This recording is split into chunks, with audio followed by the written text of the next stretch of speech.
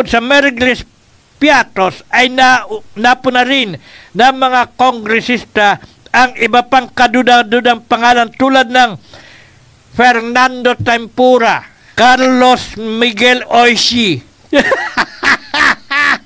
at Raimundo Nova. Lagya. Ito pala yung mga sinusumitin mga pangalan ng mga tao ni Vice President Sara Duterte. Puro pamilya pala to ng mga Sitseria. Indikasyon kaya yan na yung confidential fund ginawa na lamang nilang Sitseria.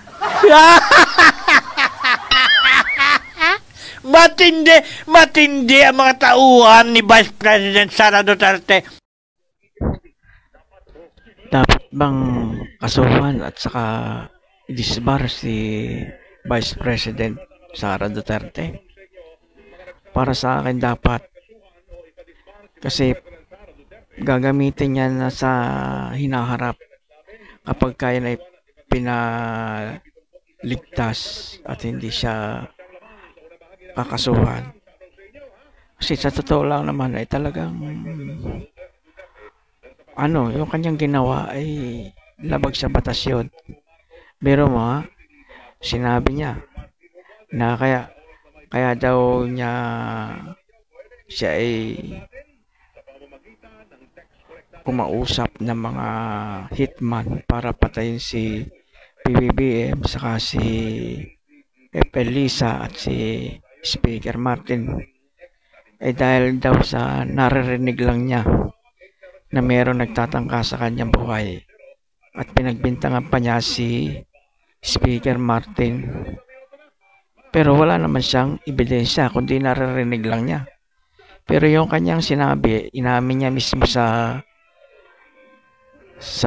publiko na siya'y umuupa na, umausap na siya ng mga assassin at pumayag na, ibig sabihin nagkasundo na para patayin yung tatlong personalidad. Ayun ay malinaw na yun, ebidensya yun laban sa kanya dahil mismo kinausap niya na yan, nakipag-deal na siya. Kaya mas matindi yan, dapat talaga kasuhan si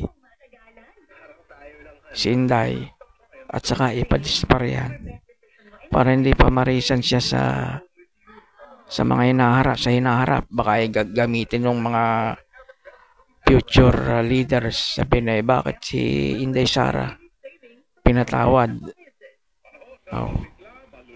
Kaya mahirap yun, dapat talaga para hindi siya pamarisan, kasuhan yan at saka ipadispar para magtanda at talaga namimihasa na.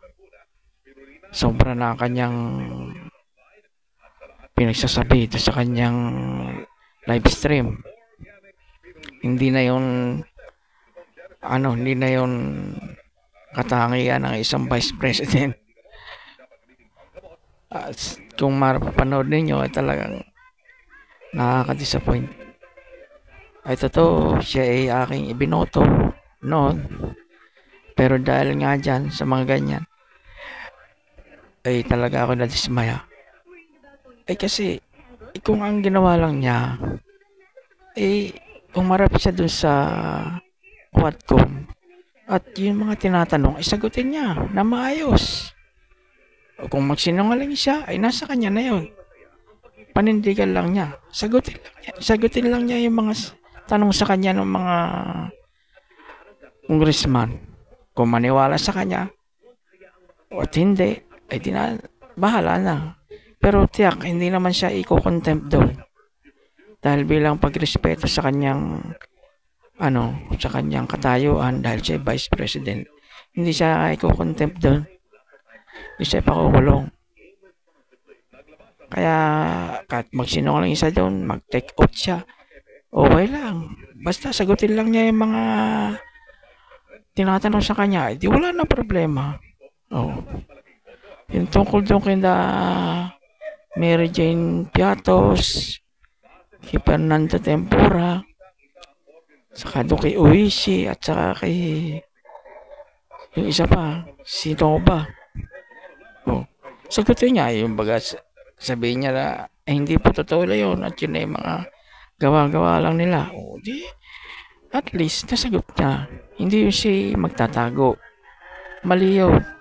Tapos pag siya ay nagipit na ganyan, kung ano-ano mga sasabihin niya, invento. Pinagbintangan pa niya si Epelisa na ganun. Ay wala naman siyang ebidensya pinapakita. Hindi na raw niya kailangan magpakita ng video. Ay mali yun. Hindi kailangan pag nagbintang ka sa isang tao, ay may patunay ka. May katibayan ka, may hawak ka. Dahil kung sakaling dumating kayo sa legal na proseso, meron kayo pa ipresentang yung ebidensya na totoo yung mga pinagsasabi mo. Kaso nga wala. Sabi niya hindi na raw niya kailangan magpresenta ng ebidensya. Ay maling-mali yun. Kaya ibig lang sabihin nun, yung mga kanya pinagsasabi doon ay puro mga alibay lang niya. Ang totoong dahilan naman nun kaya siya nagkaganon gusto niyang protektahan yung kanya sarili. Ayaw niyang uungkatin yung mga iniimbestiga sa kanya, yung confidential fund na yan. Gusto niya itanim na lamang sa limot yun. Mali naman yun. Gusto malaman niya ng mga tao kung anong kanya pinaggagawa doon. Kung anong totoo. Kaya yan si Sara nananawagan ng simpatiya sa tao. Hindi siya wala. Yun lang mga diehard niya ang nandun. Hindi siya makakakuha ng simpatiya ng mga Pilipino dahil unang-una alam na mga Pilipino kung anong puno niya mga nangyayari yan. Yan ay tungkol doon sa kanyang pagtanggi sa pagsagot doon sa mga tanong. Kung sinasagot niya at kinampihan siya ng mga Pilipino, di baka pag nangyari yan, di puntahan siya dyan, samahan siya. Mali siya.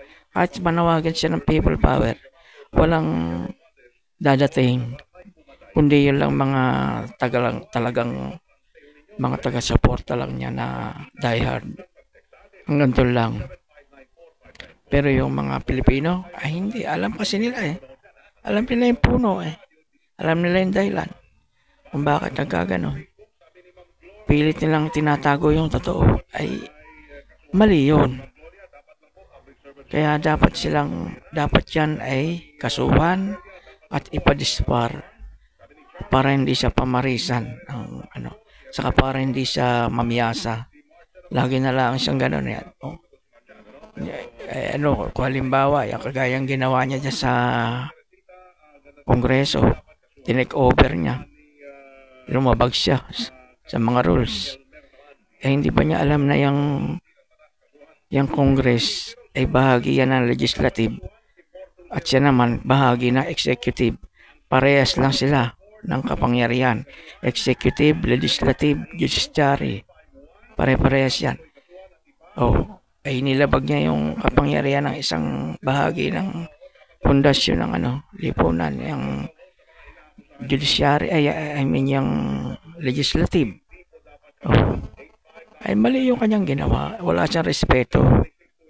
Tapos pag ginawan siya ng aksyon, magagalit siya, magwawala. Mali yun. Mali. Kaya dapat siya ay tumigil na at kung maaari para masolve yung problema niya, mag-public apology siya. Sabihin niya na yung kanyang sinabing pagtatangka sa Pangulo at iba pa yun bunga lang ng kanyang pagkakabigla at sa galit niya. Hindi totoong yun meron siya kinausap. Ganon. Kung gagawin niya, baka patawarin pa siya. Pero kung hindi niya gagawin at magpamatigas siya, talagang dapat siya kasuhan.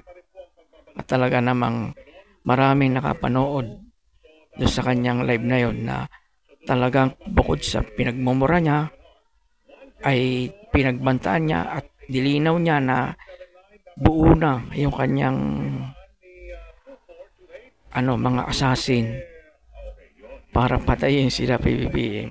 Tapos yun naman kanyang alibay na siya may nagtatangka sa kanya at pinagbibintangan niya si Speaker Romualdez na siya daw ang may wala naman sa ebidensya. Paano? Anong ebidensya? Narinig lang niya? Mali yun. Pero sa kanya ay may ebidensya dahil public sinabi niyang ganon ang kanyang plano. Mahirap yun. Sige. Hanggang dito na lang po muna at nag-comment lang po ako. Sige po mga katropa, salamat po. Bye-bye. Bye-bye po. Susunod po ulit.